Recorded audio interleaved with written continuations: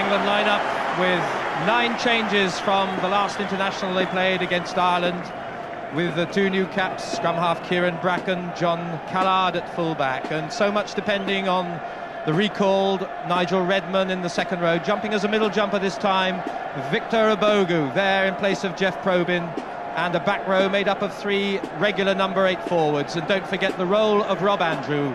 Will he be imaginative and distribute? Will he be more orthodox? And the England team line up on the halfway to face the Haka.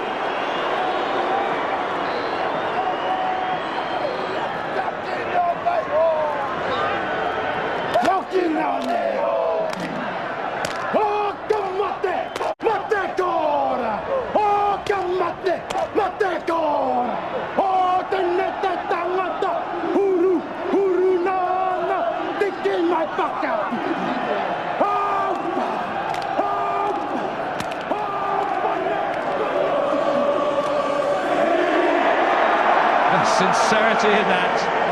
It's not meant as a vicious threat. It's an old famous laying down of the challenge in Maori, and led by the daunting figure of Aaron Pene, captain of the New Zealand Maoris. And that's the New Zealand lineup. 4 of those will remember the World Cup in 1991, who took part. Timu at fullback, Fitzpatrick, Ian Jones, in Zandbrook. 11 of those were regular caps. The 4 newcomers played their first game against Scotland. The halfbacks who've been, well, a revelation, Mark Ellis and Stu Foster. Jeff Wilson, the hat-trick man there, the hat-trick against Scotland. And of course the added onus on his shoulders, with Matthew Cooper now out at the last minute. Jeff Wilson will become the principal kicker. Ronnie Clark moves into the centre. And all set for England's greatest challenge. Friet Burger from Western Province, South Africa, who had charge of the game against Scotland. South Africa's most experienced and highly rated referee, this. England had won the toss. Andrew starts. Good work by Nigel Redman. Bracken's first touch to Ben Clark, playing on the open side. Good ball. Bracken pops it up to Obogu. Familiar sight. Rob Andrew for position, hoists one, hit deep. Timu underneath it, has time, gets the mark safely.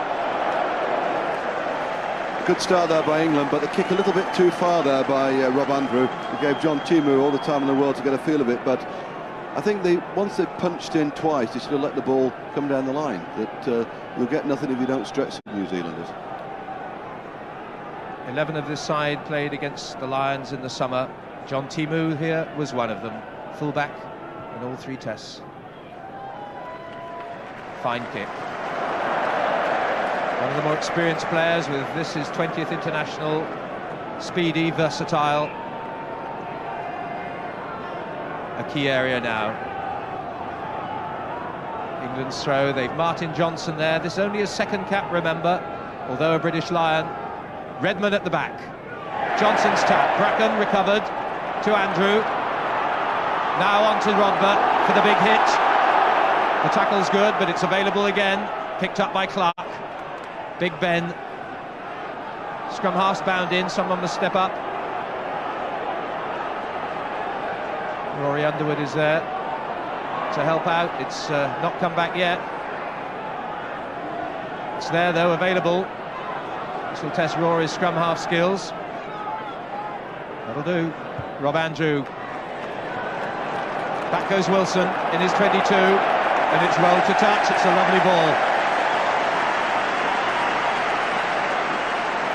If Rob Andrew had to kick there toward Jeff Wilson, but unfortunately from an England point of view, it looks as though the new cap Kieran Bracken has taken a bit of a crack on his ankle there and is receiving treatment from the England physio Kevin Murphy, and it's bad enough to get injured in your first in any international, but when it's your first international to get injured, that's even worse. Just 22 years old last Monday, Kieran Bracken, who's come through via that great rugby nursery, Stonyhurst, England's 16 group, and before that, Waterloo Minis. Yes, the mini rugby players are getting through to international level these days. England under 21 last season, England A in the summer. It's all been a wonderful success and a succession that has taken him through to England in place of the injured Dewi Morris. Yes, well, he's got a great future, Kieran Bracken, and obviously there's another young man who's got a great future in front of him, Matt Dawson from Northampton, who was scrum half in the successful World Cup Sevens contest which England won at Murrayfield last year. Well, that's a worrying moment for the young scrum half. And let's see if we can get a closer idea of how it happened. Here he is, he flicks it away, and does he fall badly, or has someone land on him? Jamie Joseph is up there. Well, that does beg a question. Well, it begs a question. It was foul play, wasn't it? Because he had no intention of playing the ball, and the referee didn't have the advantage of the touch judge there. Well, it looked to me as though Jamie Joseph went straight in on his ankle, albeit that was slow motion, but it seemed the ball was away some time before. So Bracken is there, hobbling at the moment and limping badly. He has possession now. Hurls it away. Drop goal attempt by Andrew. But it's wide. I'm just glancing across to see Bracken is limping badly, and I'm not sure he'll be able to carry on. He's got strapping around his knee and his ankle. This was close. It was that. It would have given England a great chance here. Rob Andrew, quite a lot of time there, just slicing it across the post there. Unfortunate from England point of view, but a good long kick by New Zealand from the 22. First touch for John Callard, trying to drop it into touch. It's deep in the 22, and has forced Timu to make the kick, and he's mistouched. Andrew again, aiming for the corner, unlucky on the bounce. It kicked into the in-goal area. Rob Andrew restored to the England fly half position for his 53rd cap. Well, he's running a little bit more freely. I hope that's the case. Well, the worst possible luck for Bracken at the beginning. Well, it's certainly foul play by the New Zealander there, and I'm surprised the touch judge didn't see it.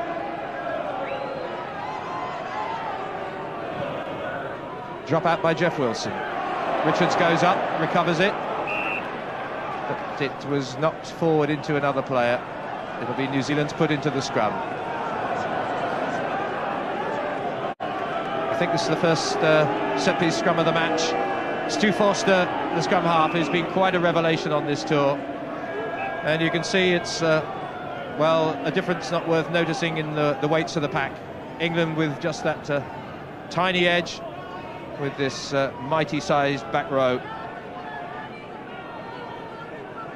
Stu Forster of Otago in the first feed.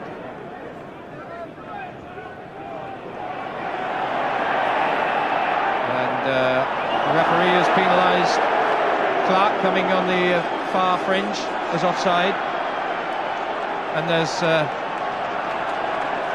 bit of sizing up going on between the front rows, a bit of sparring. Certainly punches for exchange there in the scrum after Clark was given offside, but I think it's Brian Moore and Sean Fitzpatrick, old adversaries, just renewing battle there. Second and third lines test, of course, old adversaries Fitzpatrick and Moore, and a wealth of experience between them. 56 times Fitzpatrick, an international. Brian Moore 46, and it's Fitzpatrick there. Played every game since the '87 World Cup for the All Blacks, just inside the England half. Long with Jones there at the back, but it was well shadowed by Clark. Good work. Bracken on the break. Good play. That'll boost his confidence. Lovely touch find. Well, he'll feel a lot better for that. He'll forget about the injury now with a lovely little kick like that, but good vision by Bracken.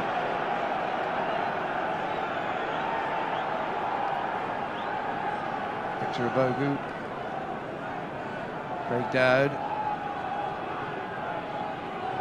bit of jockeying for position at the front of the line. It's New Zealand's throw on their 22. Not through. Rodborough with a chance, but it's well away by Forster to Aroni Clark. Callard across, not in touch. Hammers it downfield, and it may roll into touch from there.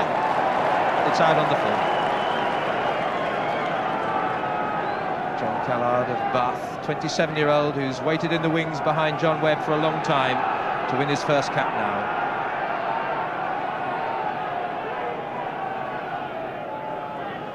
Watch for the ever-moving Ian Jones in the line. He's number 4. Yes, he's a primary source of line-out possession for New Zealand, that the ball invariably ends up near him. There he is. Brilliant. Copybook, Ironi Clark on the switch. Tuingamala dumped well and truly, but it's back again. Forster to Ellis, this sharp shooter. Callard across, well positioned. Well, that's safe.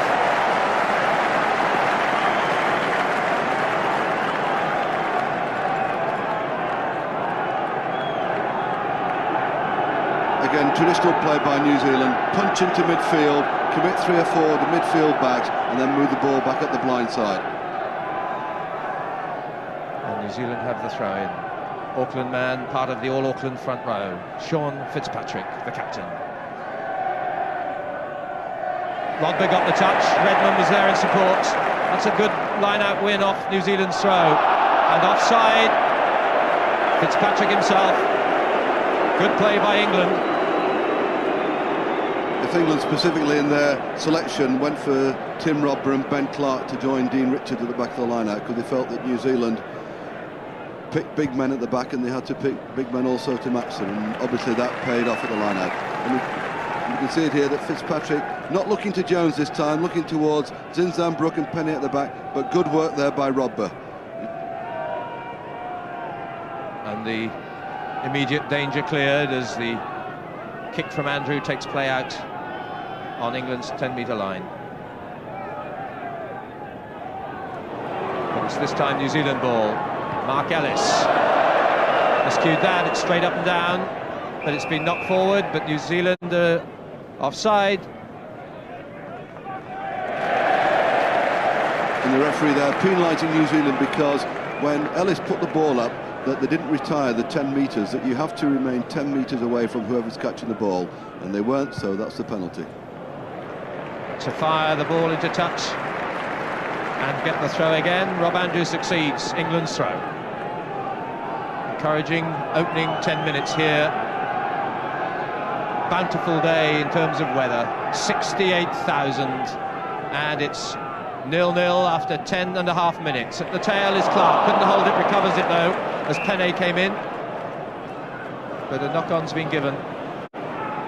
Didn't appear to go forward, but may have deflected. Referee Friek Berger with words to the 2 front rows. Oof, they went in as if they meant it. Picked up by Penne, through to Forster. Delicate little chip. Callard's there. Tries to hammer it deep into the 22. Timu. Soaring kick. Fine touch.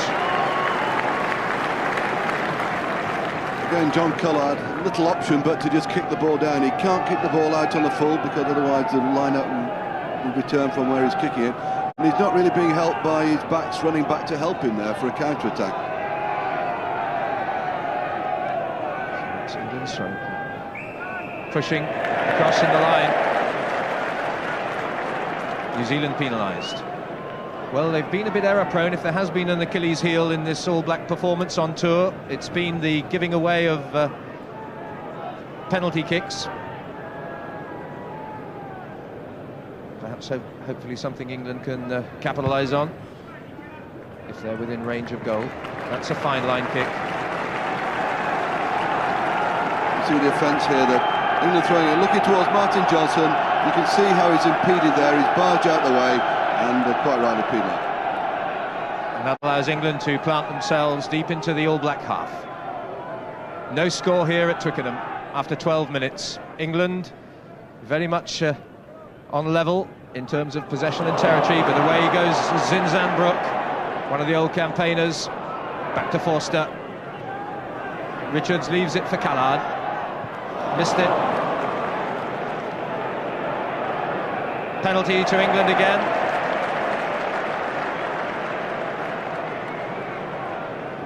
And New Zealand again managed to force themselves onto the wrong side and get England a penalty. With Andrew, again, content to play it down the line, play for position. That's a great kick. I thought it went a bit farther than that, actually. But again, New Zealand, that Laurie Mains, the coach, and Fitzpatrick, captain, will not be happy that they get themselves into an attacking position and then give away penalties. As Nigel said, they've done that throughout the tour. Back of the line, Clark. But it's England who've gone through in the line-out this time to put illegal pressure on New Zealand. So here's the lad who came on tour as a 19-year-old, just 20 now, Jeff Wilson. The specialist kicker and goal kicker in the absence. The late withdrawal today of Matthew Cooper, who in fact has been replaced on the tour, you'll be interested to know, by someone who hasn't been on the tour up till now, Mike Brewer. And Mike Brewer's coming on the bench today, having had special dispensation overnight from the Four Home Unions Tours Committee to allow him to join the tour. He was actually out here working for a clothing company. He says he's fit. That's Richards. Dean Richards, masterful catch. And England's drive. That's tremendous, over the halfway. It's the ball they need and have. Bracken away. Andrew pumps one up for them to follow. Rory Underwood's in there first. Wilson too. England are there in numbers. Richards turns the man. Back though on the All Black side, something they're so good at. The kick by Ellis is in touch. Callard looks for the quick one, and Ellis has been one of the real finds of this tour. Yeah. 6 weeks ago when we saw the All Blacks play against London, then you wouldn't have put money on Ellis being in the Test team today, but he's taken his chance well, and I can remember the two fine tries that he scored against the North at Anfield. Well, what a luxury to have Stephen Bishop as an understudy. Here go England. Good service from Bracken. Will Carling, just about his first. That looked late by Aroni Clark. It is too. Well, that's one of those tackles that have actually given the All Blacks something of a bad name on this tour. The late tackles we saw here when London played in the opening match. And watch this. Well, you can see there that he's going to kick the ball. That Clark, no hesitation there. And going through the tackle. The thing is about tackling a man when he's kicked the ball, that the penalty is given where the ball finishes up. So it's given England an advantage now with John Callard with his first kick in international football for England to take the lead from. It's a fair way out, but there's no real win today. Ideal kicking condition. Well, he's been fine kicking form this season. I hope I'm not tempting fate, although he disappointed by his own standards for the South and South West against New Zealand and England A, but he really is a wonderful goal kicker on his day. Let's hope this is his day. John Callard. Brilliant. Just look at the spring in his heel. Callard's first kick is a beauty, and England lead after 16 minutes. Well, that will have done the whole team a power of good. That's right, they'll really give him a lift out, and also to give John Callard a lift there, under a lot of pressure there, that sort of he slotted it over, no problem. Bogu, another relative newcomer. Bracken, Tony Underwood chases. It's England's ball. Bracken again, Andrew, Clark, lovely service. Carling goes just over the head of de Glanville. Rory Underwood. But again, well, one's always sensed you've got to run at New Zealand, and England have a chance here. Pass a bit loose. Andrew, Ben Clark gives a chance for Tony Underwood. Underwood goes. He goes for pace. He goes for the corner. The tackle is brilliant, but he slides and is in touch. Great cover tackle by Timu. But that's the way England have to play it.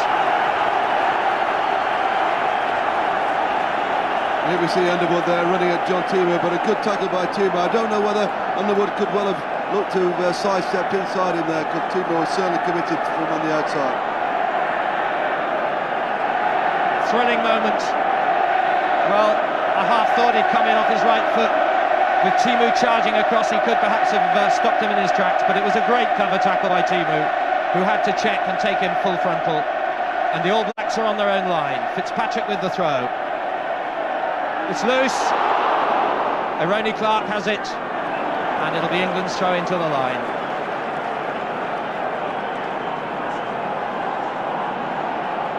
Well, that was a real chance there for Tony Underwood that I think when he looks back in the highlights he'll wonder why he didn't step inside off his right foot there, sidestep him. A little shake of the head, moments he'll relive, but a great challenge by England, and they're certainly doing what they have to, and that is to take the game to New Zealand, control and dictate.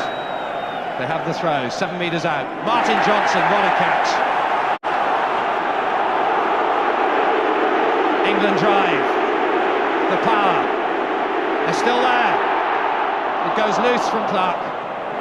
New Zealand in desperate straits in defence for the moment. It's in touch.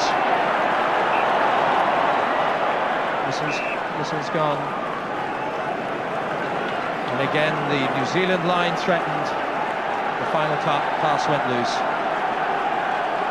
Now look at this perfect throw here by Brian Moore. Martin Doddy goes back, takes it one-handed, and then when the cover comes in, then they drive it. Look at Bracken binding them on, but really Clark will be regretting spilling that ball a yard from the line. Well, that was copybook action from Martin Johnson, the Leicester second row, 6'7". This one's loose, back goes Brooke. Eroni Clark, good support. Jamie Joseph has made it available well. Forster, Clark again. Bunce, Hell, good tackle by Johnson. It's a penalty to New Zealand though.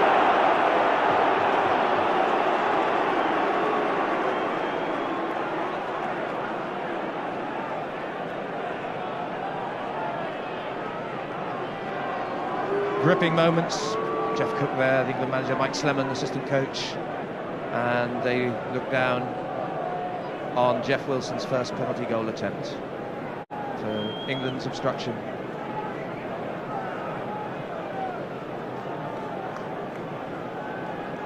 A big moment also for a young man here in Jeff Wilson, who's taken over the kicking from Matthew Cooper, that he's got almost 50 yards here for him to go. It'll be a fair old kick if he gets this one.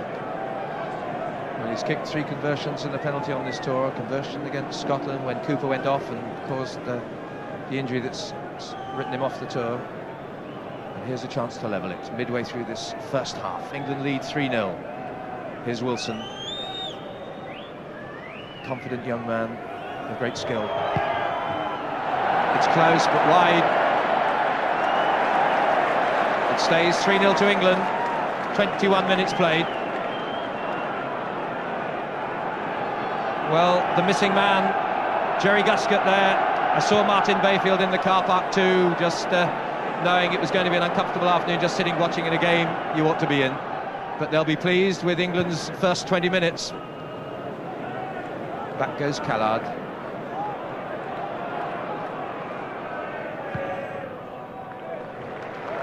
Absolutely right from Callard. Safety first, the priority.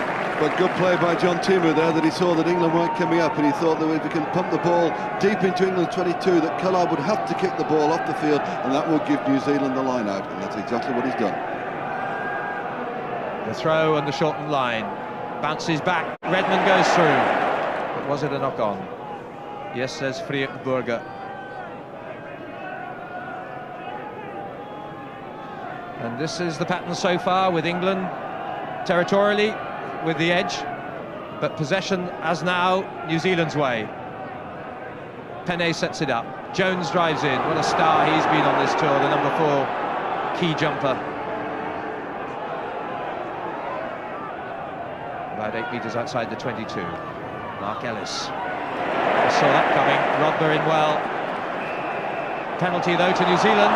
England have got down on the ground over the man with the ball. They didn't stay on their feet.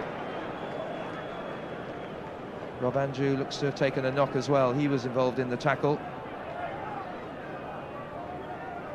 The players piling in. The penalty conceded. And Andrew's taken a nasty bang here. Yeah, we can see there that New Zealand rucking in for the ball, and certainly it doesn't look as though he's too particular where he puts his feet there, Jamie Joseph. We've seen that it's the same man again. We see he's not too adverse to putting his feet around the place. Kieran Bracken will have a fair old bruise in his ankle as well, thanks to Mr. Joseph. Well, there's a man. The camera doesn't lie. Jamie Joseph of Otago, but he'll be content with that New Zealand have a penalty goal head on to the post and a second chance for Jeff Wilson. Only just 20 to level the scores. This is the double international cricket and now rugby. 35 metres out, and the tension mounts as the ball decides to keel over off the little mound of sand.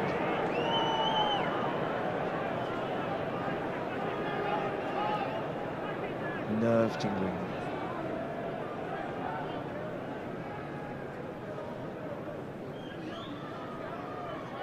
"24 minutes played." Jeff Wilson. The nerves are telling. It's wide, and one sense that the absence of Matthew Cooper would put an inordinate amount of pressure on this man. Cooper's been the principal kicker, 76 points in this tour, and he is off the field, and Wilson has succumbed, it seems, to big day nerves. And England still lead 3-0. There's certainly goal kicking, I suppose it's a bit like putting at golf, that once you get into a rhythm, the guy's not used to kicking at this level. You know, when there's 60-odd thousand people willing you to miss the kick, it's totally different than slotting them over on the practice field. I'm sure yesterday morning didn't help him too much. I saw him kick about 20 here in practice, and he got only about 2. And that must be disturbing the night before. And the errors are creeping in from New Zealand. It's gone long. No, I don't think they're errors, Nigel. That the one thing they want England to do is kick out possession to them. So they're just willing to kick the ball deep into the 22 so that England have to drop out to them. You're right. I would think the same thing could happen again. Ellis, the first 5/8 or fly half. Dean Richards. What about that for style? I tell you what, there was no way that wasn't going up into the stand. Well, Dino, he wasn't going to counter-attack from 75 yards. That certainly gave the crowd a huge lift then, that he was going to stick it in the top row. He belted it. We played just short of 26 minutes of this first half. England lead, a Callard penalty, a corker it was, 3 points to 0. But New Zealand getting on the pressure. That's good pressure though by Nigel Redmond on scrum half Foster. An England drive set up by Rodber. Here, Jason Leonard. Good work by the pack. The Bogu next time. Support again. Bracken to Andrew. Will Carling. The lovely long miss move. It's Tony Underwood again. The tackle by Aroni Clark is good, and he hasn't released it. The whistle's gone. It's a penalty to New Zealand. But again, New Zealand do look vulnerable when the ball is well moved after good possession. Well, it's a mismove that made it, with Will Carling missing out Jonathan Collard. Kick by Wilson. Finds touch. And we see it coming now that the mismove there, here it comes, and it forces the defenders to go in on Collard. I think he's going to get it, but I don't know. But good cover here by New Zealand, that Underwood never looked like getting away from them. And then as he goes down, he should have released the ball there. He didn't, so hence the penalty. They can tackle a bit. Sean Fitzpatrick, 4th most caps All Black of all time. He's been a good captain too. Pushing at the tail of the line out. Zinzambrook. Penalty to England. And I must say, Frederik Burger is not letting New Zealand away with some of these close quarter infringements. The line kicking from Andrew continues of the highest order.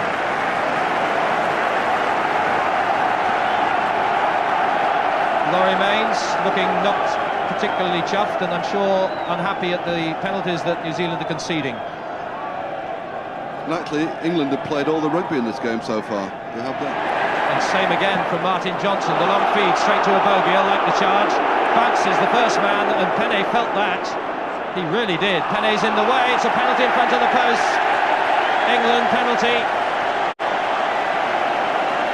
And I sense England are getting a little bit confident and a little bit cocky. And in this context, that's no bad thing. Well, they're taking the game to New Zealand, and that's quite rightly. And New Zealand, they're not a special side if you run at them. And really, that was Penne that it was such an obvious penalty that he was trying to get away with it. But the best thing was Victor Obugo when he knocked him off.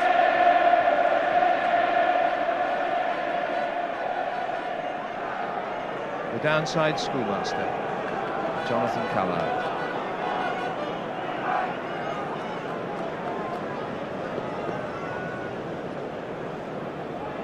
Whilst Kieran Bracken has a bit of attention further, Callard and another big kick on his first day. Strokes it. Perfect! 29 minutes. Callard 2 out of 2. And England deservedly lead. The best in the world, 6 points to 0.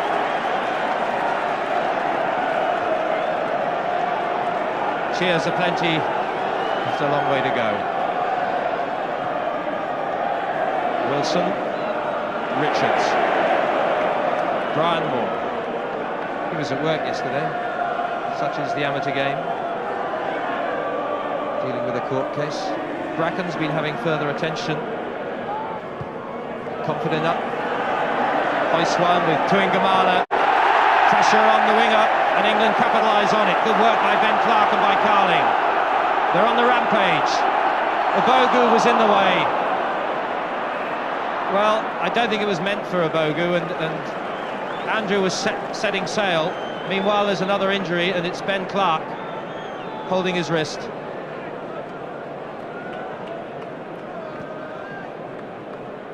But looks worrying from an England point of view, seeing Ben Clark there, that he's done well in his unaccustomed role as playing at number 7 on the open side of the scrum, but the England pack have got this game by the scruff of the neck, and let's see if we can see how it's caused. Well, it was Tuingamala, the tank, who felt the pressure then. The good follow-up by Underwood. Here's Clark going in, and it's just now that he gets this injury to his wrist, it would seem, as he goes down there.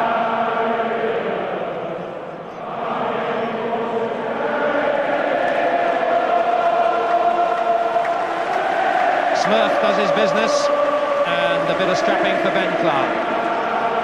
The crowd sing.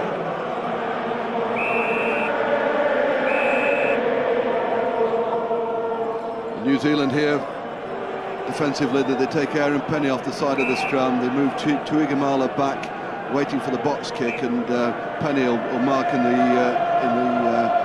blindside winger's role. Rodber's broken off. It's gone more than 90 degrees. Scrummage, remember, can only go the distance of a right angle before the referee will pull it back. And there, with 8.5 minutes of the half to go, it's 2 penalties by John Callard on his debut that see England lead 6 points to 0. And I'm told, and it sounds right, that this is England's first put into a scrum. Bracken, bounced by Penne. Penalty. Unforced error that causes problems for New Zealand again. Well, Bracken with a little break and chip kick here. A sort of variation of the play that's impressed me so much this season. And there, quite unnecessary. And who knows, it might cost New Zealand 3 points. Well, it deserves to. It was a stupid play by Penne, because really Bracken was going nowhere. It wasn't in a dangerous situation, and he could well give away another 3 points, which would cost them dearly in the end.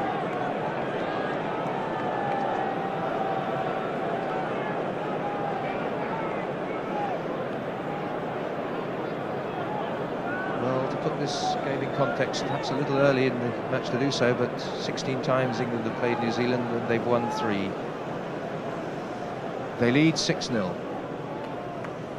7.5 minutes of the first half to go. And Callard bids for a hat-trick of penalty goals. It's wide, just past the right-hand upright. It stays 6-0.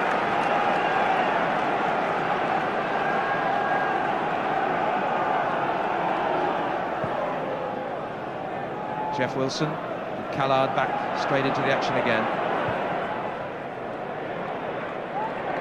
Timu there in his 22. He was outside it when he kicked, but it's not aimed for touch anyway. Good catch by Rob Andrew. Weighs up the options and plays the All Blacks at their own game a bit, kicking it deep into the 22. Ellis. And Ben Clark is offside. Again, he encroached within 10 metres of the player catching the ball. So it's Wilson once again. This time with the penalty kick to touch and the throw in to follow.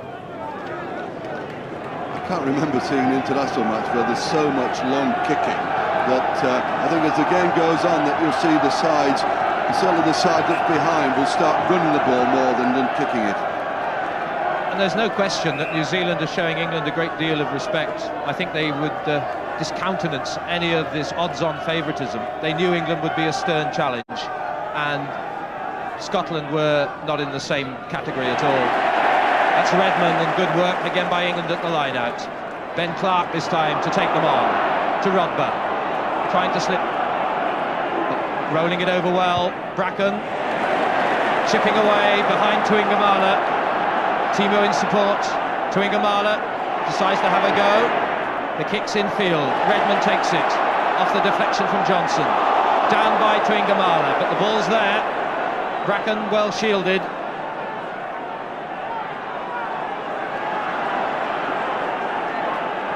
Rob Andrew to Glanville.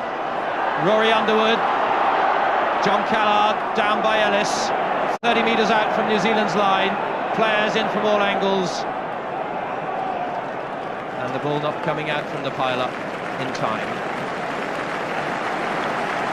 Good tackle by Mark Ellis, the New Zealand standoff on John Callard there, because not only did he tackle, he turned him to make the ball available for New Zealand. Good defensive work by Ellis then.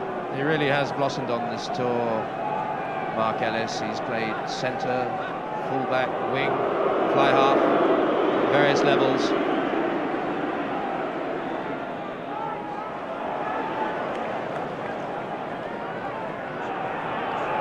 England drive, but are penalised as the players again fail to stay on their feet. That time Jason Leonard, I think, on the far fringe.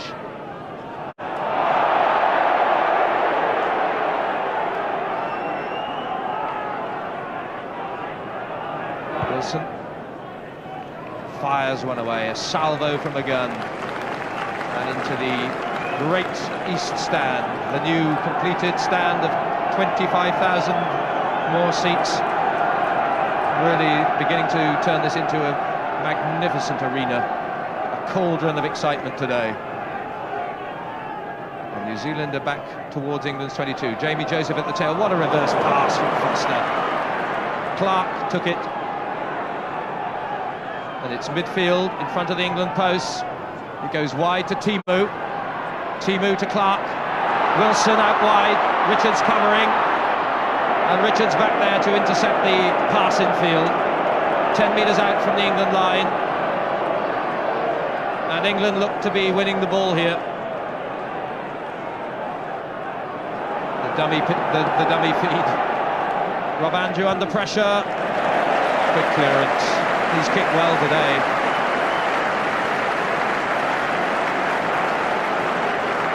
That was a good clearance, but it was good enterprising play by New Zealand there. That's the first time we've actually seen them winning decent line-out ball for the last quarter of an hour. And again, attacking midfield, then coming back doing the blind side, and elusive running there, and it needed a great defensive work by Dean Richards to stop a New Zealand score then.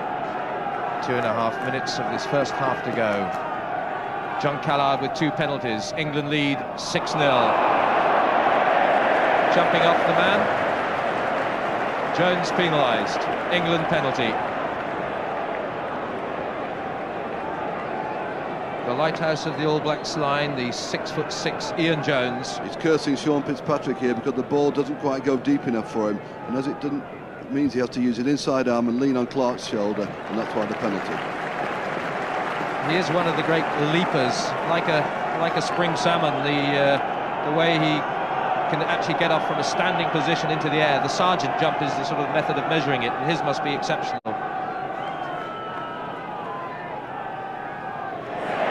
England win it. Andrew Carling, Rory Underwood across, crunching pincer tackle. It got knocked forward in the tackle. There's Tuingamala. Tony Underwood will come well back. The whistle long gone. But again, the pace wide out looks threatening. But New Zealand's tackling was superb.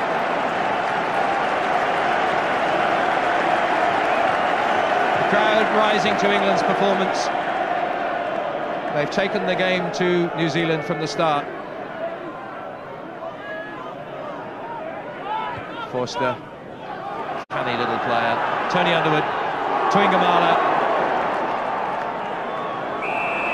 Penalty to New Zealand.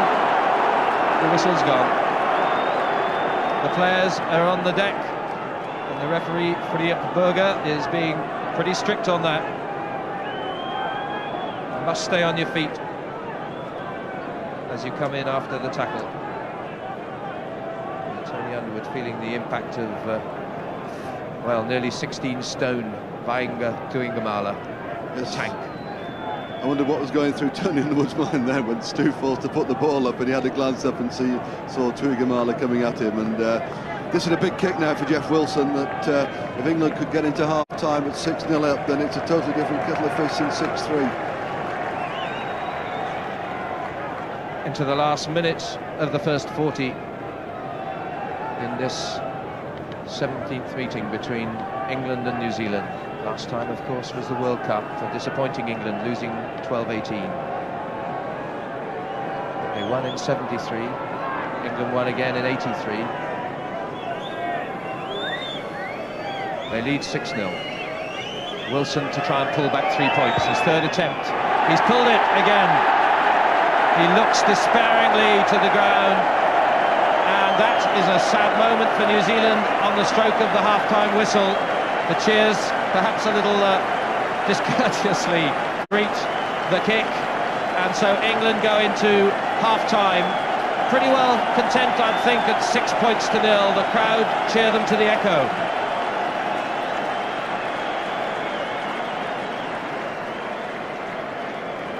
There's the focus of attention at the moment. Referee Philippe Berger is standing alongside, so they won't restart whilst Kieran Bracken receives more strapping. I must say, for that initial setback, he has recovered remarkably well, because that must have been the worst nightmare to greet you in your debut international. Here's a young talent. And all phases of possession after the first phase. That shows a very significant England advantage, and it has been, well, I suppose, confirmation of the sensible tactical inclusion of Rodber, Richardson, Clark. No, indeed, and also the good line-out work that they've done, because we've had precious few scrums so far. Most of England's primary possessions come from the line-outs, and they've kept it close. They've driven in tight, using Abugo a couple of times, and that hence they've been able to. And now. And here we see the best chance of the match here for Tony Underwood, that he's on the outside there. He's only one man to beat, and there's a huge gap on the inside, and I'm certain he'll be looking at himself now. Should I have stepped off my right foot here inside? But outside, but Timo checks in well, and that's good defensive work there. But really, you can see the big gap behind Timo. I think it thought he'd beat him for pace. The second half starts from Jeff Wilson. A knock-on advantage played to New Zealand. Still, the sun shines high up in the east and north stands. The conditions are ideal. The setting perfect. England lead 6-0. 2 Jonathan Callard penalty goals. The 27-year-old Bath fullback and downside schoolmaster. As New Zealand scrummage. Kane goes. Tuingamala.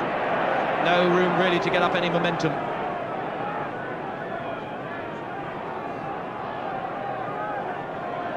Extra shove from Jamie Joseph.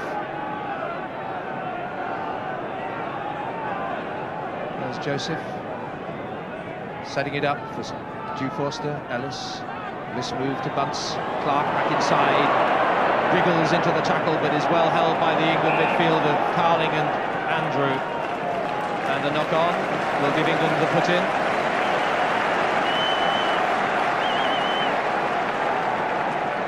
Mistake by Clark there. Should have really hung onto the ball because he had the cover coming, that he had his back row man there, and just a slight sign of nerves there. We're trying to offload the ball. Student at University of West England Law School, Kieran Bracken. It's too strong. Throws up his hands in disappointment. So it'll be the line out opposite the point from which he kicked it as it went out on the full, direct into touch from outside his 22. And you can see that, well, getting off for twice as much of the ball has come into Bracken's hands as opposed to Forster's, and it's not often you see the All Blacks on short pickings, but they're having to endure that today. And Laurie Mains, the New Zealand coach, understandably anxious.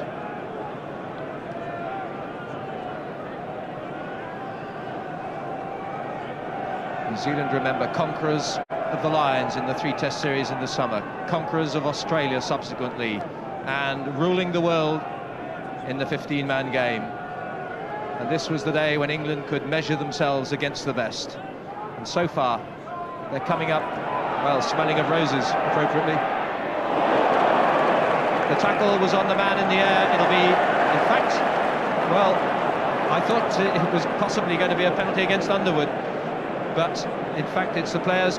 Yes, it is a penalty against him. I thought the signal had gone the other way. Yeah, the referee heard you there, Nigel, that you see that Tony Underwood, no intention of going for the tackle at all, and Timu up in the air, tackled, hence the penalty. A close call, but it's become the tactic now to jump for the high ball, because if the man comes in, you know you'll get a penalty. And they did, and put it out just outside England's 22. Fitzpatrick throws. Jones is at the front, they're going long. Jamie Joseph wasn't straight. England scrummage.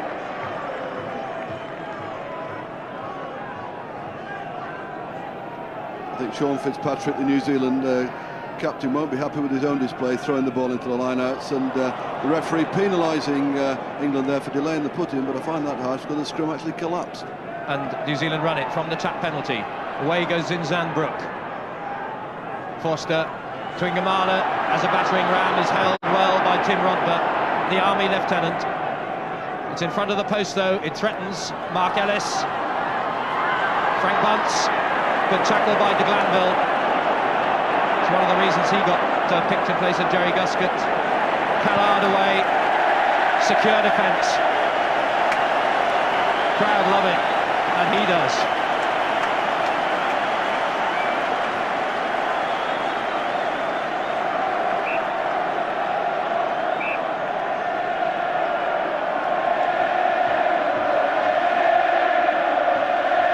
Fitzpatrick, the roar of the crowd deafening the call for the throw-in. Fitzpatrick, normally one of the most accurate throwers in of the ball. There's closing the gap by England at the back. It's a free kick again, quickly taken. Forster goes wide, Ironi Clark, Tuingamala trying to give him space. Carling in with the tackle, he's half held but he's back on his feet. There's the strength of the man. Vainga Tuingamala, Inga the winger. New Zealand ball imminent. Zinzanbrook has and goes. Checked, back to Jones. Forster now, Ellis. 5 minutes into this second half. Good hoisted ball. Clark coming in. Callard catches and gets the mark. Cool man.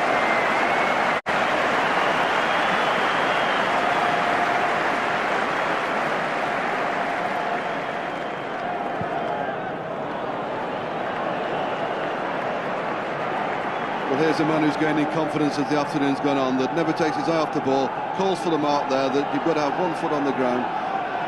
Good play by Callard. Well, I'm sure many are glad that those lapses we saw in the divisional games or the England game against the A game against the All Blacks by Callard, a memory. This is more the player we know.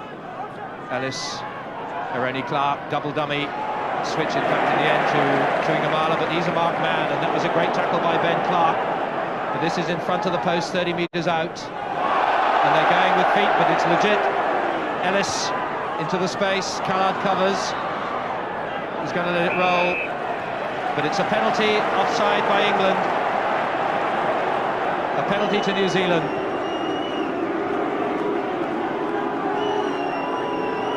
The players turn to appeal despairingly to the touch judges. I think Will Carling was looking over at touch judge Black because he felt that Brian Moore was certainly getting a bit of treatment on the ground there from Frank Bunce, and if ever you suffer from nerves, then this isn't the time for young Jeff Wilson, because he's missed 3 so far, and by his own standards then he would have kicked every one, so it's a crucial kick again.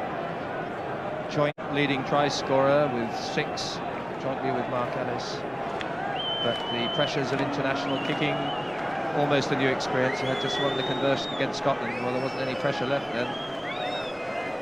Now, the first points for New Zealand. England leading 6-0. Jeff Wilson, 4th time. He's got it. It's a good kick. And with 7 minutes of the second half played, it's 6 points to 3. As the New Zealand flags are hoisted in the crowd.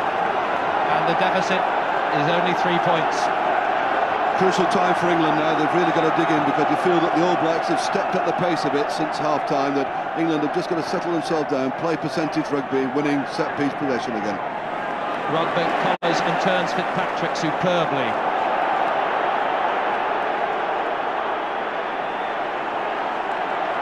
Joseph's offside. Penalty to England.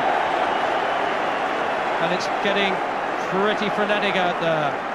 The tempers fraying, the temperature rising, and here's a lean-looking man, Jamie Joseph.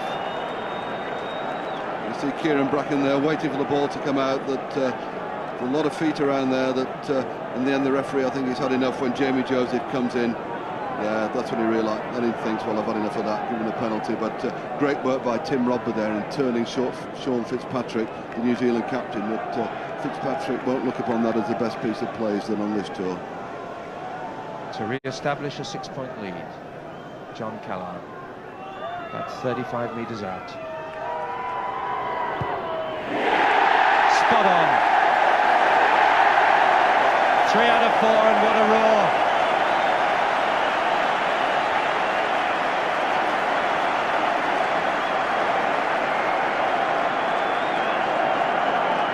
He's a cool customer. John Callard then, with all the pressure on his shoulders today. England 9-3 ahead, 9 minutes into the second half. Wasn't knocked on. New Zealand ball. Aaron Penne, almost into the referee. Held, but they're there. The black wave. Joseph, Rodber turns. But it's up to New Zealand again. Ellis, a danger. Tuingamala likewise. Wrestling his way through, finally down just outside the 22. It's there for Foster. Irene Clark this time close in, dumped by Redmond, but still New Zealand ball. They spread back inside. Frank Bunce, another elusive customer.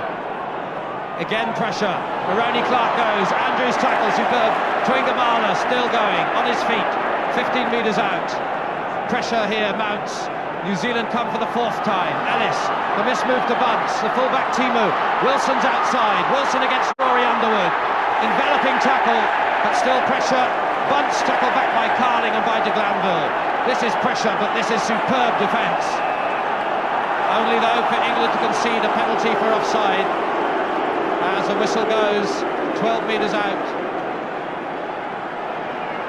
England survive, but unrelenting effort this from the All Blacks, as you might expect at this point in the game when they're trailing by 6 points.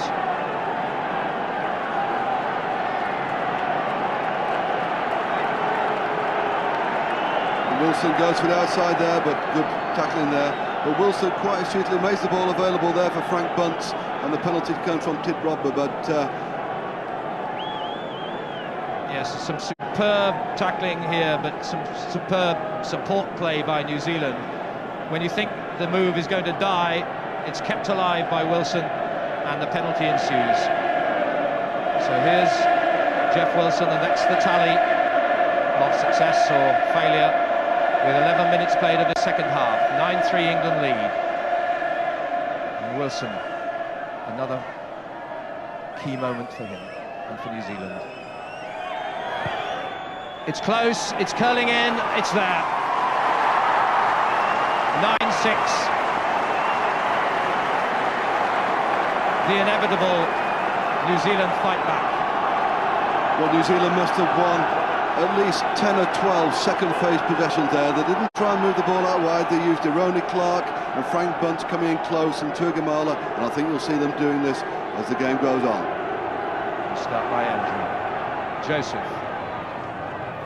New Zealand ball. Forster sees a little chink of light and sets it neatly down the touchline. He's a crafty player. He was the star of the Otago victory over the Lions during the summer tour, and has come through to oust John Preston as the test scrum half on this tour. This only his second cap, to follow that against Scotland. That's the halfway line.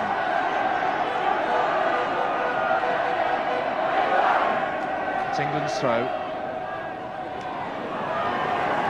The game's still so much in the balance, as Ironi Clark, who's been a powerful replacement for Matthew Cooper, but it's come back to Bracken, trying to chip it towards touch. It's to Timu instead, who just hammers it away deep. Back there only is Ben Clark, with Callard in support, and he'll look for the touch, but New Zealand will make ground.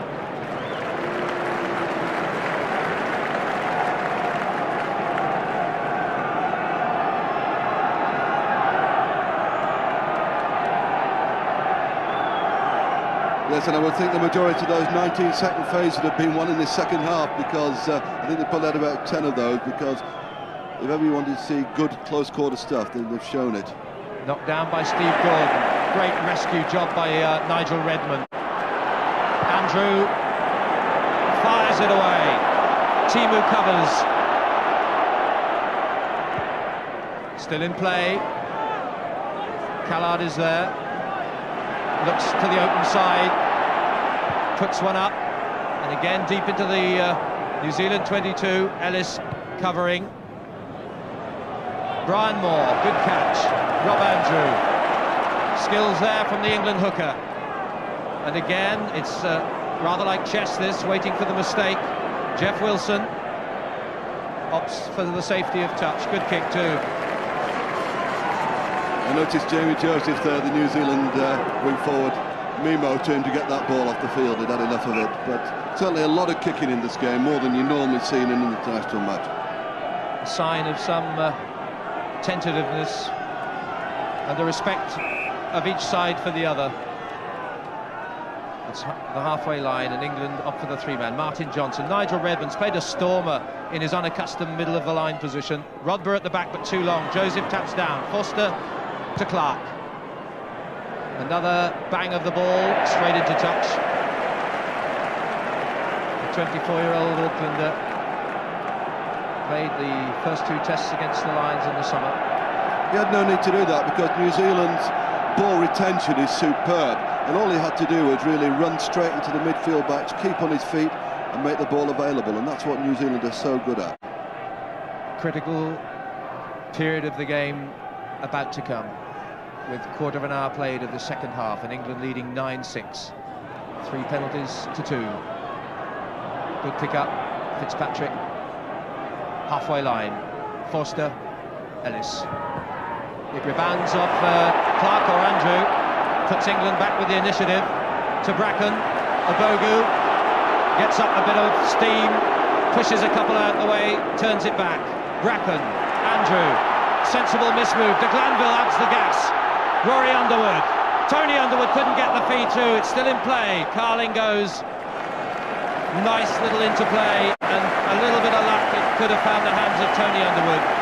Tony claims there must have been some sort of an All Black knock-on. It's a New Zealand scrum on the 22. Nice pass by Rob Andrew. Jeff Wilson's drifting across there. Glanville strains it up. But really, Rory should have put that one away. Pressure on, lovely pick-up by Wilson, pressure on Forster. Good cover from Rory Underwood, who's really picked his game up for the big day, having had quite a long layoff after the Lions tour, playing in the centre for Leicester, but looking sharp as ever on the wing. And England, they have the throw on New Zealand's 22. England's most capped hooker, Brian Moore of the Harlequins. Martin Johnson, Nigel Redmond, front to back. Johnson, Bracken, sees a bit of a gap. Jamie Joseph's tackle. Leonard looks for his forwards to help him. It's there for Bracken. Tim Rodber stands off, charges at Pele, gets up the steam. England again, but it's a penalty. Not sure what he did. I think the penalty was actually against Ben Clark there for taking a New Zealander out who wasn't involved in the ruck, but a very harsh decision there, because I felt that he did exactly how New Zealand played again. Touch, and the throw-in to come. And the referee penalising Ben Clark for using his boot to lose the good attacking position for England. Johnson there, Bogu revelling in his first, you might call, really testing international. The cheek of the man. That's Forster on the reverse pass to Clark. Bunce, the tackling's good again. That was Andrew. It's a penalty to England. New Zealand don't release. They keep it close and concede a penalty chance. A long one, albeit, for John Callard. Well, this is a scrum half skill I love to see. The courage to do it at international level. No answer to that.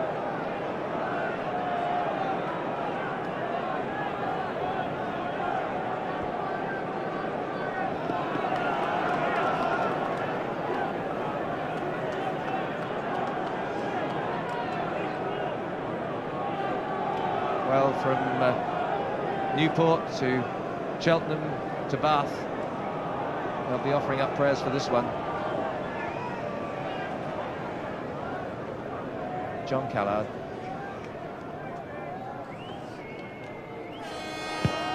It's well struck. It's wide. It's wide. It stays 9-6 to England. This is Underwood. We'd love to see a score from an offspring.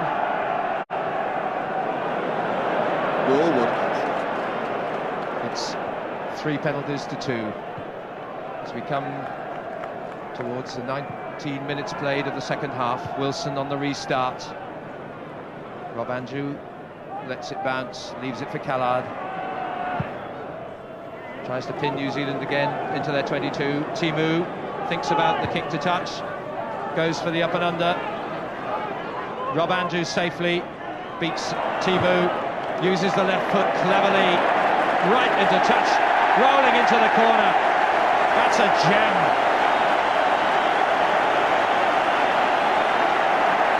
Inspired. Well, those of you youngsters who don't know how to kick with your left foot had better learn if you want to play in an international.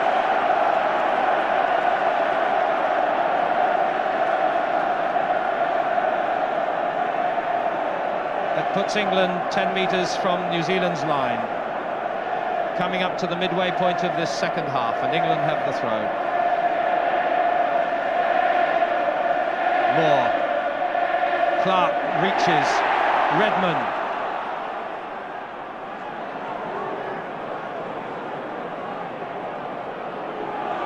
And they're driving. Brian Moore still going. The Bogu now. The wedge of support. New Zealand are at 6s and 7s, and England have a powerful wedge. It's a real trial of strength down there. And rolling off is Johnson. Still 5-6 metres out. It's there for Andrew. Drop goal!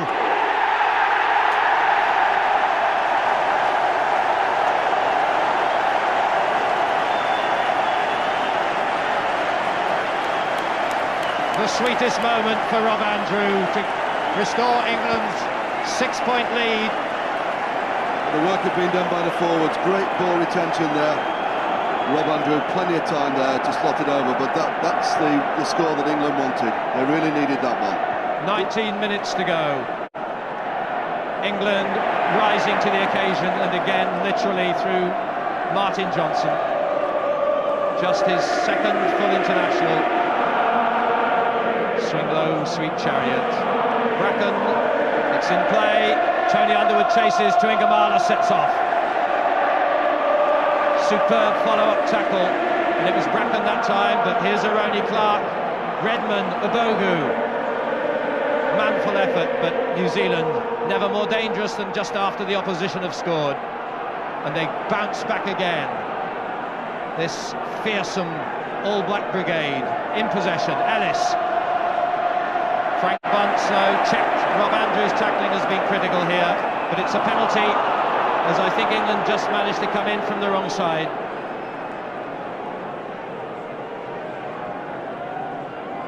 I think slight disappointment by Tim Robber. He felt that he was on his feet having made the tackle, and he was in an onside position, but obviously the referee's the only man that counts, and he didn't feel so he thought he was coming for an offside position.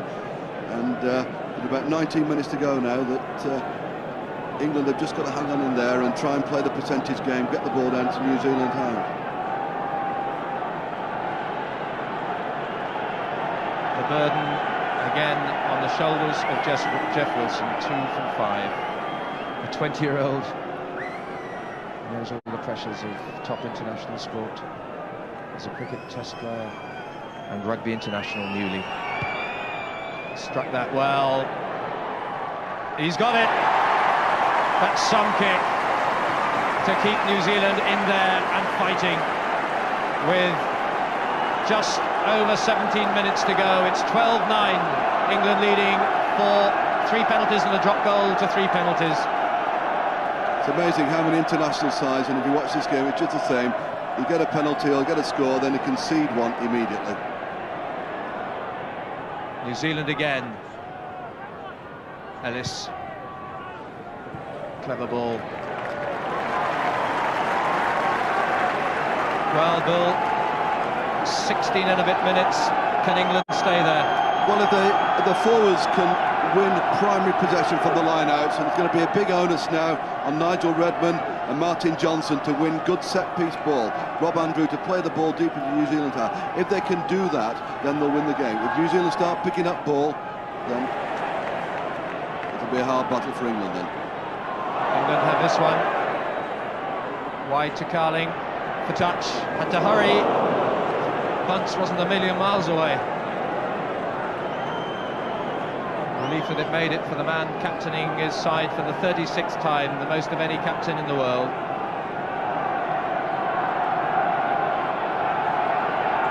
New Zealand are just outside the 22. Sean Fitzpatrick, 30-year-old, an ever-present since '87, and the feared All Black strip. Down from Clark, good win by him. Richards lost possession, having supported, and New Zealand come again. Fitzpatrick striving might and main. Right on the England 22. Tuingamala poised, here he is. Goes laterally. Aroni Clark, twisting, writhing, is held. But New Zealand have it again. Forster, fed by Brown to Timu. Timu slips the first tackle, and the try is given in the corner. Touch flag is up, the touch flag is up. The touch flag is up, it's not a try. Timu, desolate. He must have just been bounced enough. See the good work there by Elo Brown. It looks as though the Kieran Bracken's got John Timu covered. He's got Victor Ubogu to it, and where did his foot go? Well, the touch judge was there, and he reckoned he was in touch. But in actual fact, if his foot was in the air over the touchline, then that isn't in touch.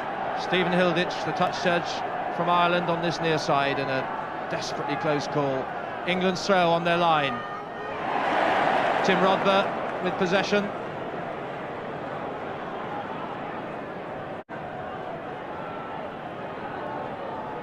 Andrew. Well, what could be a key moment in this contest. It's his right foot we're looking for. Yes, and there the touch judge was quite right. It's a good decision. Quite right. Good decision by Stephen Hilditch there. A foot on the line is a foot in touch.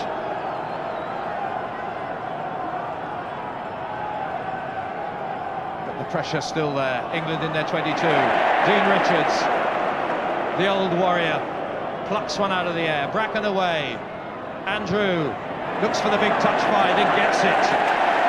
That will lift his back. Certainly lifts the crowd. My word, he's had a wonderful afternoon of exemplary line kicking. He has that, and he can afford to kick for touch, because we've just seen in the last 2 minutes there that England have won 3 priceless pieces of possession from the line-out, and this is a crucial area for them, that they have to keep on winning the primary source of possession at these line-outs. New Zealand have to remount the challenge with 13.5 minutes to go. Redmond. Well, he's saved the best of his life for today. Bracken, well, Andrew. It's one for the backs to chase. Rory Underwood, Phil de Glanville, still loose. Forster dumped by Leonard. Pressure on Ellis, gets it away though. Timu's in the line. Tuingamala. Carling's tackle. Support is there. Lovely pick up by Timu. Halfway line, but touch. I don't think I've seen more than one missed tackle by England.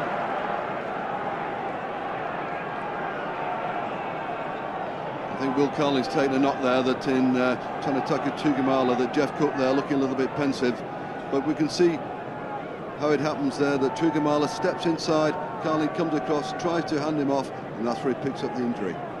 Well, you wouldn't think he was a softly spoken and thoroughly devout Christian man, Tuigamala, of great popularity, but has what he calls the God's given gifts of being a sporting man, and one of tremendous talents and fearsome strength. Absolutely, fearsome strength indeed now, but we're seeing 2 contrasting styles now.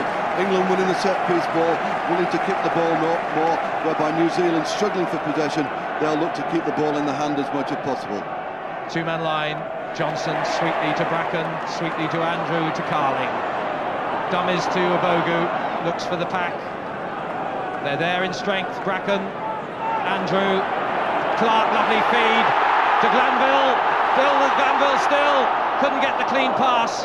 Andrew tries to pick up on the run, but it's England ball again. Bracken, Abogu takes 2-3 men to stop him, but that's power from New Zealand. Their backs to the wall with just over 11 to go. England have it. Look to set up a bit of a drive here. They've got to keep the ball and the maul moving. It's there. Bracken. Rob Andrew checks. There's a bit of a gap. Leonard, like a battering ram. England still. Bracken. De Glanville. Switches. Drop goal! But it's a penalty anyway. It missed, but it's a penalty against New Zealand.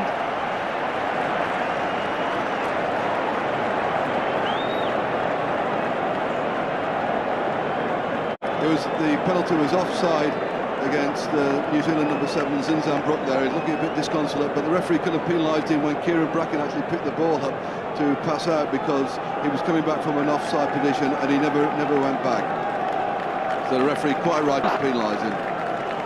England once again extend the lead to 6 points as we tick down to 30 minutes played out of 40. 3 penalties by John Callard. You'll know if this has gone over.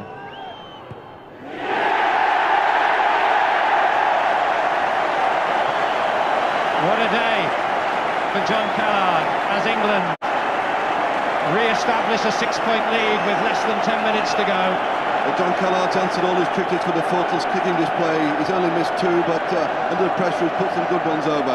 But it's going to be one heck of a 10 minutes now, with New Zealand throwing everything at England. They've got to keep an attacking attitude. It's no good being defensive against New Zealand. Rob Andrew to the wide open spaces.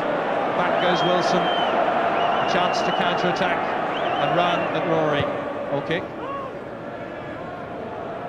Again, the kick that will try and force England to drop out. Callard. Well, he'll lose some missed opportunities. 3 misses by Jeff Wilson.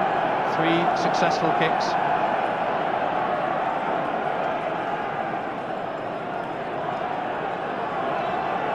Less than 9 minutes. England, 3 times conquerors only out of 16 meetings with New Zealand. Hammered downfield by Andrew. John Timu. Callard calls. Mark called and given.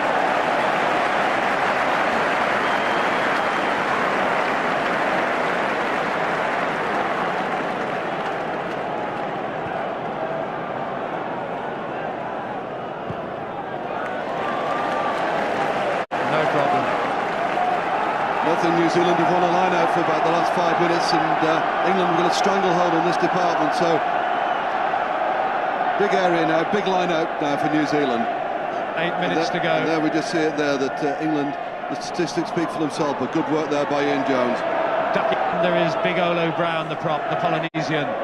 Comes back to Zinzan Brook. There's a long way still to go. Bracken in with the tackle, a penalty to New Zealand. With England diving in, the ball on the ground. England move back to defend.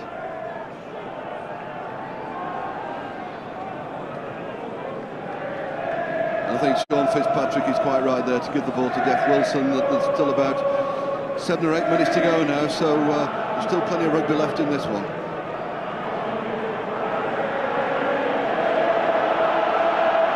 So the understudy is place kicker. In the full spotlight now. Jeff Wilson again to try and claw back to within 3 points of England's total.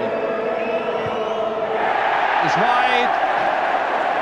The cheers are a bit unsporting, but the tension is so great. It stays at 15-9, and Wilson misses again. One sensed when one heard this morning that Matthew Cooper was not going to play that was possibly the biggest plus for England. Cooper, who's been immaculate with his place kicking, sorely missed, but New Zealand aren't beaten till the final whistle's gone. And here's Timu, here's Aroni Clark, Tuingamala in off that left foot again, clung to by Tony Underwood. Offside, Nigel Redmond.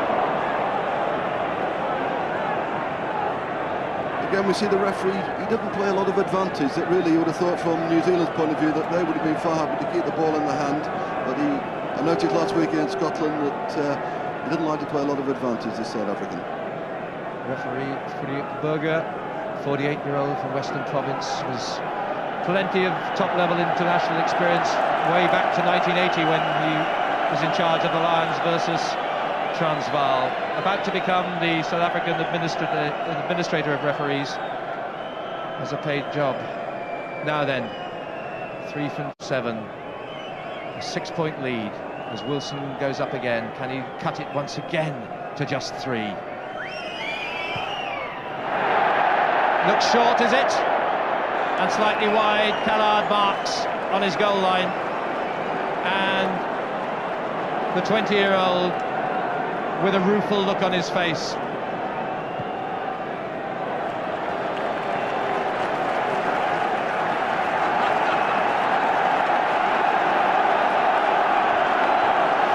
Minutes to go. Is this to be one of England's great days? To avenge the defeat in the World Cup and to repeat a victory that's happened only twice before here at Twickenham. 1936, the days of Obolensky. 1983, the days of Wheeler, Colclough, Hare and others. It's a penalty to England for stamping. There's panic in New Zealand now, home and abroad. Well, we can't say the referee hasn't warned them that They've been putting their boots around the place in this game, but England have shown a great deal of discipline. They've just gone on with playing the game, and as you've mentioned before, Knight, this would be a great victory for them. But a bad misstep there by Andrew. It's not in touch, and off goes Jamie Joseph from Ian Jones's pass. Ellison bunts to Ironi Clark. Timu's up there in the line. The good tackle by Carling. The ball imminent for Forster.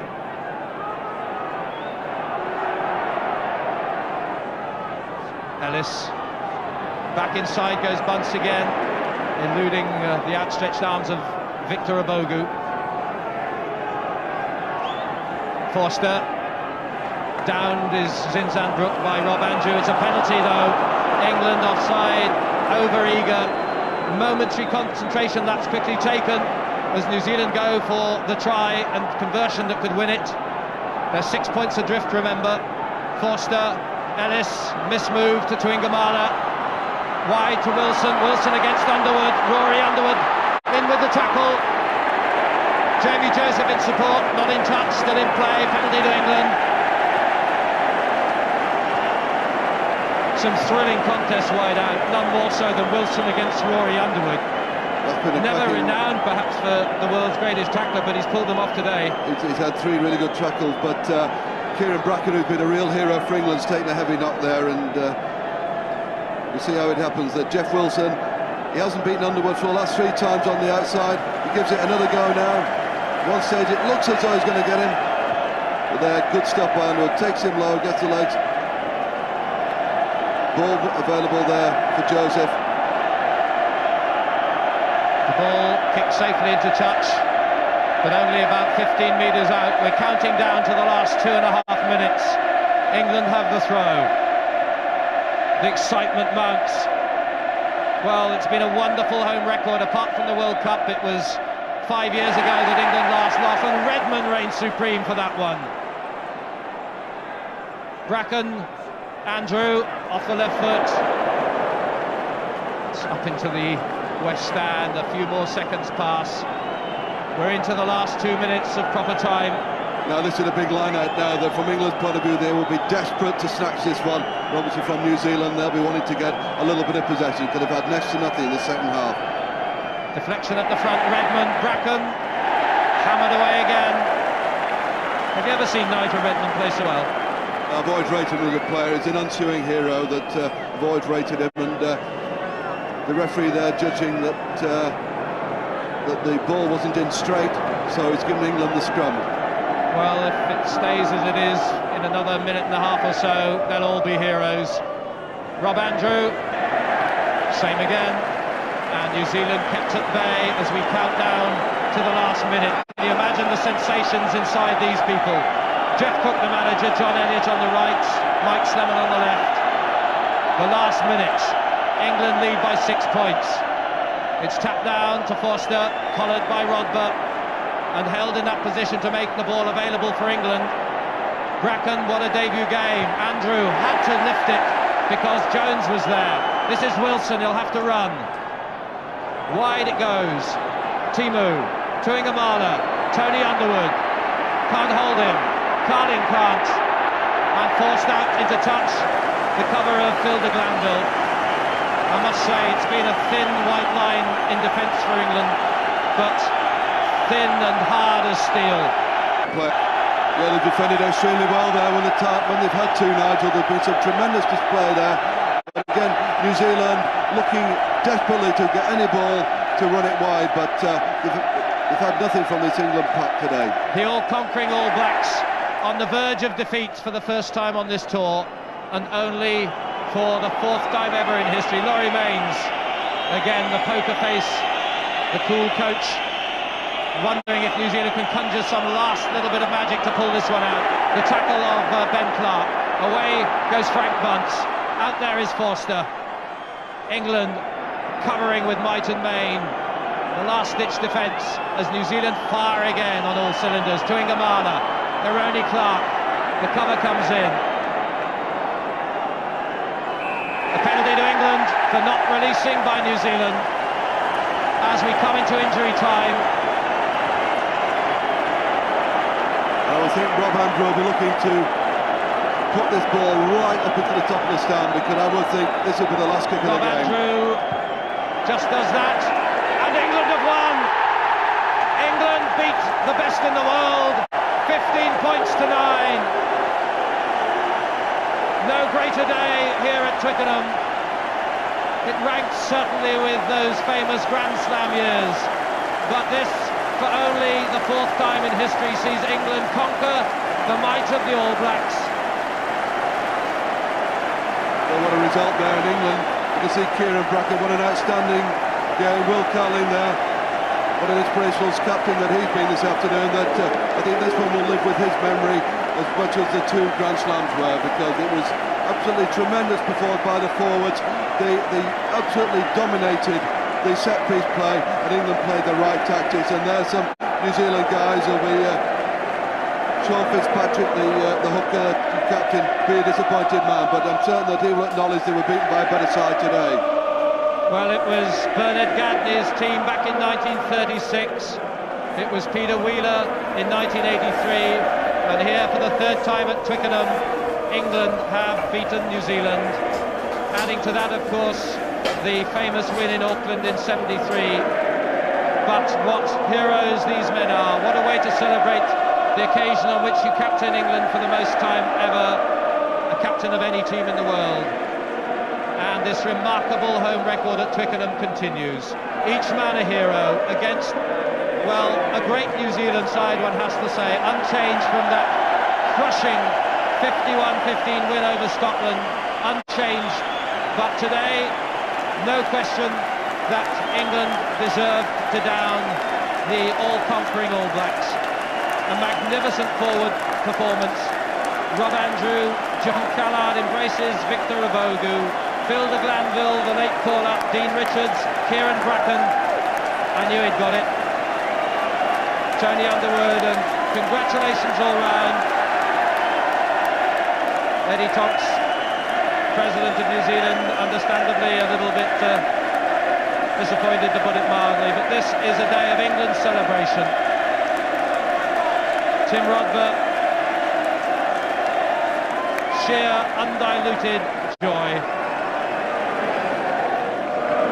The crowd stand to applaud the heroes, led by Will Carling, the former Sedbergh schoolboy, who was made captain of England after just 8 caps, the youngest captain for 57 years, and today is 43rd international, his 36th captain, and never was there a more famous victory.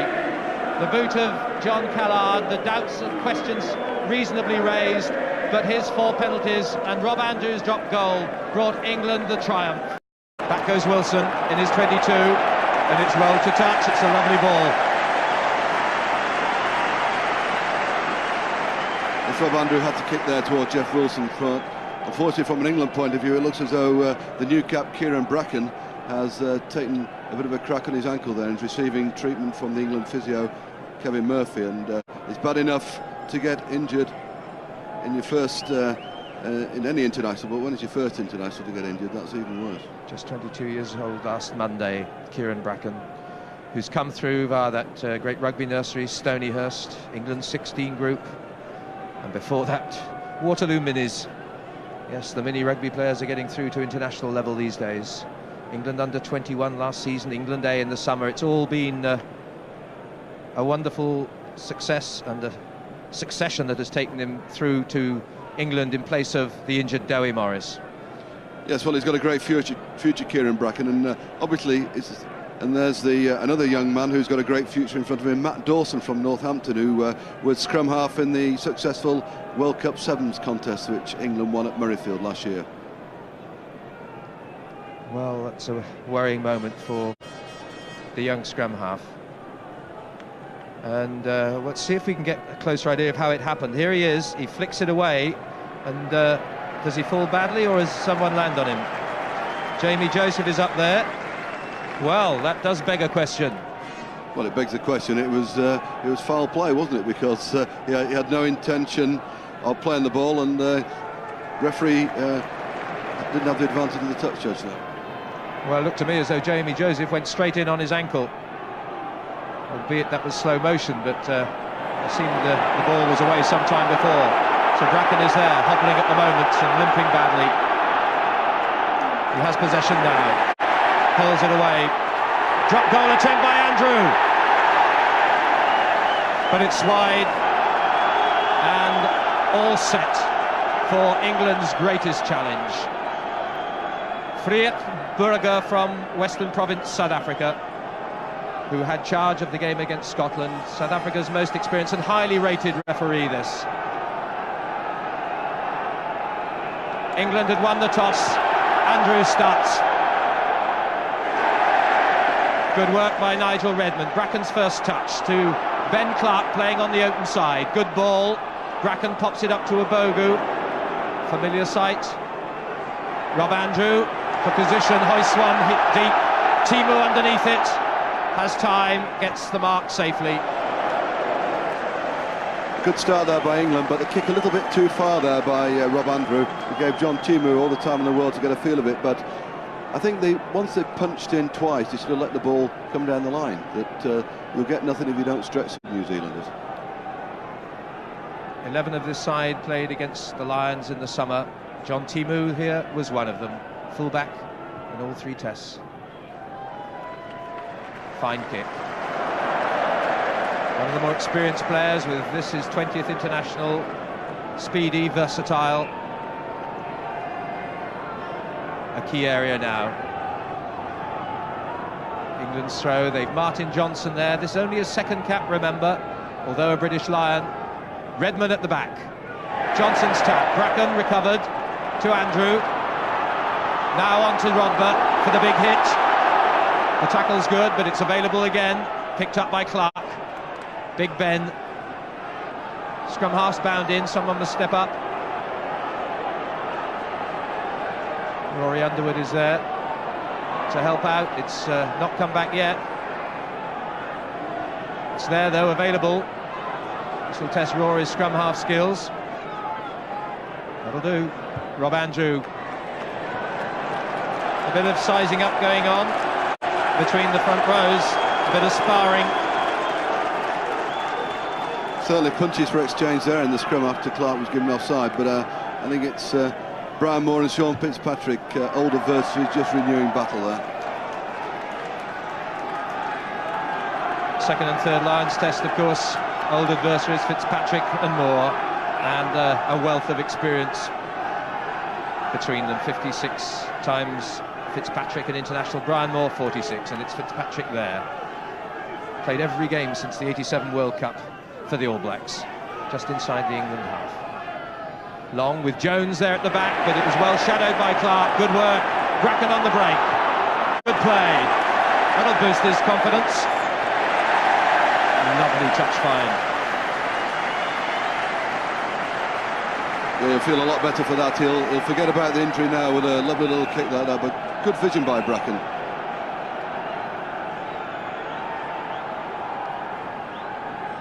Victor Abogu.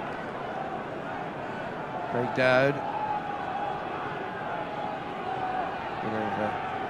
Jockeying for position at the front of the line. It's New Zealand's throw on their 22. Not through. Rodber with a chance, but it's well away by Forster. To Aroni Clark. Callard across, not in touch. Hammers it downfield, and it may roll into touch from there. It's out on the full. John Callard of Bath, 27-year-old who's waited in the wings behind John Webb for a long time to win his first cap now.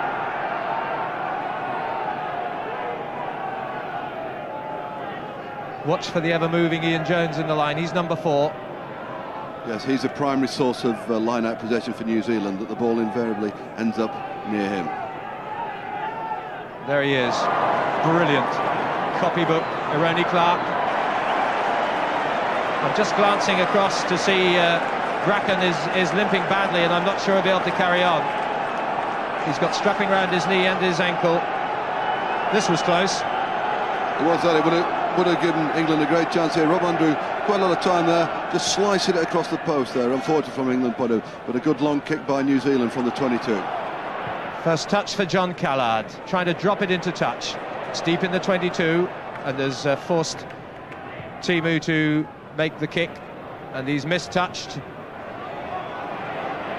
Andrew again, aiming for the corner, unlucky on the bounce. It kicked into the in-goal area. Rob Andrew restored to the England fly half position for his 53rd cap. Well, he's running a little bit more freely. I hope that's the case. Well, the worst possible luck for Bracken at the beginning. Well, it's certainly foul play by the New Zealander there, and a surprise the toucher didn't see it.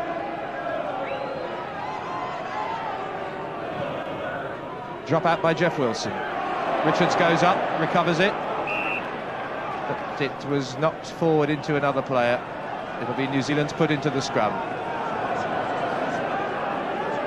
I think this is the first set-piece scrum of the match. Stu Forster, the scrum half, has been quite a revelation on this tour, and you can see it's well, a difference not worth noticing in the weights of the pack. England with just that tiny edge, with this mighty-sized back row. Stu Forster of Otago in the first feed.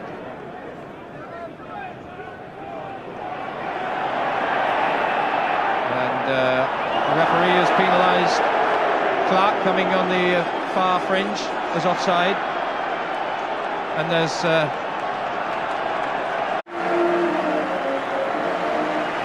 England lineup with 9 changes from the last international they played against Ireland, with the 2 new caps, scrum half Kieran Bracken, John Callard at fullback, and so much depending on the recalled Nigel Redman in the second row, jumping as a middle jumper this time, Victor Obogu there in place of Jeff Probyn, and a back row made up of 3 regular number 8 forwards. And don't forget the role of Rob Andrew. Will he be imaginative and distribute? Will he be more orthodox? And the England team line up on the halfway to face the Haka.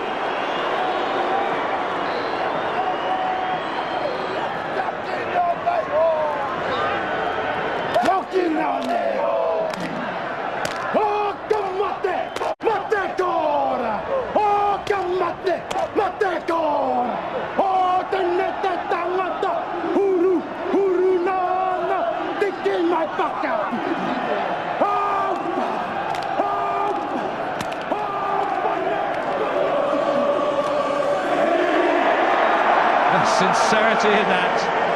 It's not meant as a vicious threat. It's an old famous laying down of the challenge in Maori, and led by the daunting figure of Aaron Pene, captain of the New Zealand Maoris. And that's the New Zealand lineup. 4 of those will remember the World Cup in 1991, who took part. Timu at fullback, Fitzpatrick, Ian Jones, Zinzan Brook. 11 of those were regular caps. The 4 newcomers played their first game against Scotland. The halfbacks who've been, well, a revelation, Mark Ellis and Stu Forster. Jeff Wilson, the hat-trick man there, the hat-trick against Scotland. And of course the added onus on his shoulders, with Matthew Cooper now out at the last minute. Jeff Wilson will become the principal kicker. Ronnie Clark moves into the centre.